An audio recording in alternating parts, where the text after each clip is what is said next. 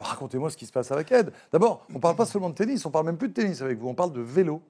On parle de vélo. Oui, c'est plus du tout le même métier. Vélo, c'est encore circonstances ont fait que j'ai pu rencontrer les gens de chez Ed qui avaient pour objectif de développer une troisième corde à leur arc, à savoir le vélo, en plus du tennis et du ski. Et ils étaient en recherche d'une entreprise qui allait leur offrir, qui avait une grande expérience dans la gestion de réseau et qui leur offrirait l'opportunité de se développer sur le marché français, belge et suisse. Et on a eu la chance qu'ils nous fassent confiance. On a signé un contrat avec eux en exclusivité. C'est-à-dire qu'Ed, plutôt que de se dire on va monter notre réseau, on va s'appuyer sur notre réseau existant du tennis et du ski, ils préfèrent aller vers vous et vous demander de prendre ça en main. Oui, parce que c'est un autre métier. Et c'est tellement un autre métier que le réseau que nous avons aujourd'hui, ne serait-ce qu'en France, on travaille avec un peu plus de 200 concessionnaires. On ne peut pas passer réellement par ce réseau parce que c'est un réseau très spécialisé, le vélo. L'industrie du vélo est globalement un monde très complexe. C'est-à-dire qu'on a un système de distribution multicanal, les grandes surfaces spécialisées, alimentaires, les vélocistes spécialistes, Internet.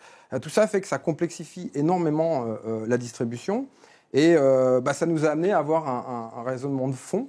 Quels fondamentaux allons-nous utiliser pour distribuer et lancer la marque Ed sur le marché français, sachant que le marché n'attend pas après Ed pour être présent dans le vélo. Quelle est la valeur ajoutée? Pourquoi un consommateur va aller chercher un vélo Ed plutôt qu'un vélo de marque traditionnelle et très, très implanté dans le circuit? On a déjà la chance, enfin je dirais que le ratio fondamental de Ed est le développement technologique. Donc aujourd'hui, il y a une gamme d'un peu plus de 60 vélos qui est proposée par l'usine Ed. Et certains de ces vélos sont des développements à proprement parler faits par Ed au niveau des cadres, de la géométrie, etc. Pour d'autres, notamment des vélos plus entrée de gamme, on fait appel à ce qu'on appelle du produit générique. Donc ce sont des cadres que l'on peut trouver notamment chez les fabricants taïwanais. Et tout ce qui touche l'équipement à proprement parler des vélos, toutes les marques, quelles qu'elles soient, fait appel aux mêmes équipementiers. On a 2-3 équipementiers dans le monde, enfin de taille, avec des masses critiques importantes, qui offrent des dérailleurs, des freins, des roues, etc. Et tout le monde fait appel à ses meilleurs dans leur spécialité pour composer leur vélo. La marque Ed est donc assistée par des spécialistes du vélo. Ils ne font pas appel aux mêmes spécialistes que pour le ski et le tennis. Et je pense qu'aujourd'hui, ils ont réussi un sacré challenge parce qu'ils offrent une gamme où on a vraiment des vélos qui sont assez innovants sur certains segments, notamment dans le VTT, le cross-country.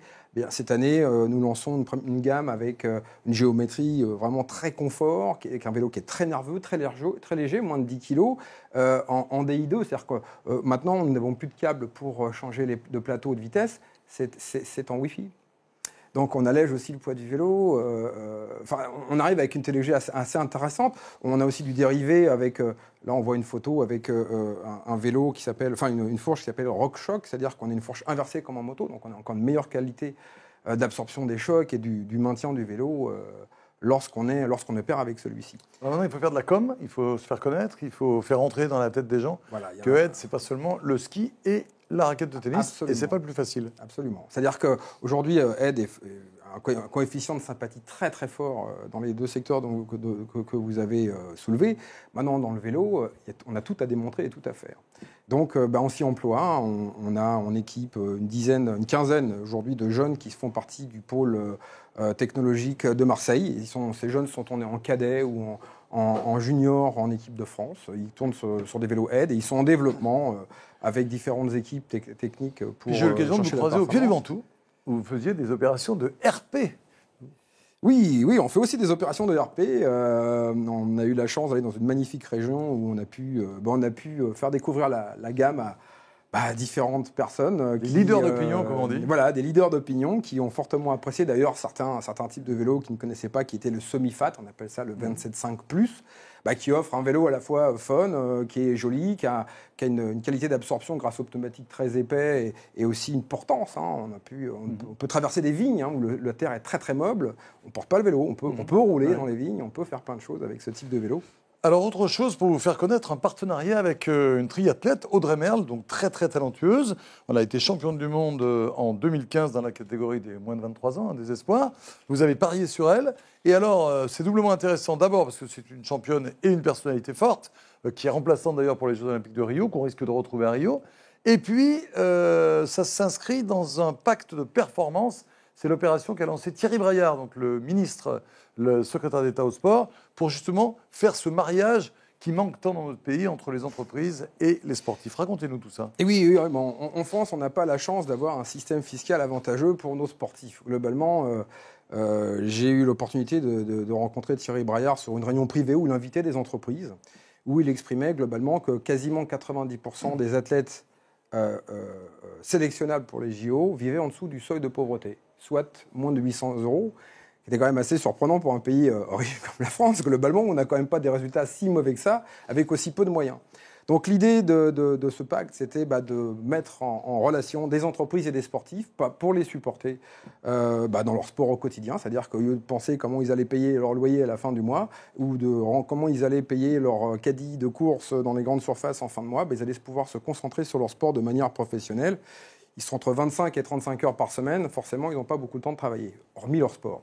Donc, le pacte performance permet à des entreprises PME comme la mienne de supporter Ça, vous avez un contrat avec l'athlète, sous l'égide du ministère, enfin du secrétariat d'État au sport, qui permet à l'athlète de vivre correctement pour préparer ses compétitions. C'est ça, il y a un aménagement qui est fait par le ministère des Sports, de manière à mettre en relation le sportif et l'entreprise avec un contrat d'image, tout simplement. Donc l'entreprise peut travailler avec l'image et créer aussi une jolie histoire avec ce sportif, parce que nous, en interne, Audrey Merle, on est en contact en permanence avec elle, on échange beaucoup, on échange en digital, on échange sur du print, on l'aide aussi dans son sport, on lui a fabriqué un vélo sur mesure. Ah oui, ça va jusque-là. L'objectif, c'est quand même de lui apporter quelque chose, une vraie valeur ajoutée dans son sport, c'est pas que de l'argent, finalement, pas aller bien loin. Donc l'idée, c'est aussi de la coacher, il y a des équipes... au sein de l'équipe EdSeek qui sont des gens qui sont très très bons préparateurs au niveau de la préparation physique et mentale et qui l'aident sur cette partie-là. Justin Guillon, on termine par votre rêve. La prochaine étape, c'est quoi? Il n'y en a pas Si, il y en a, bien sûr, il y en a. Je dirais qu'aujourd'hui, on couvre les produits motorisés de roues. On commence avec les motos en 650 cm3, le quad, le SSV, le vélo. Et demain, pourquoi pas revenir au bateau?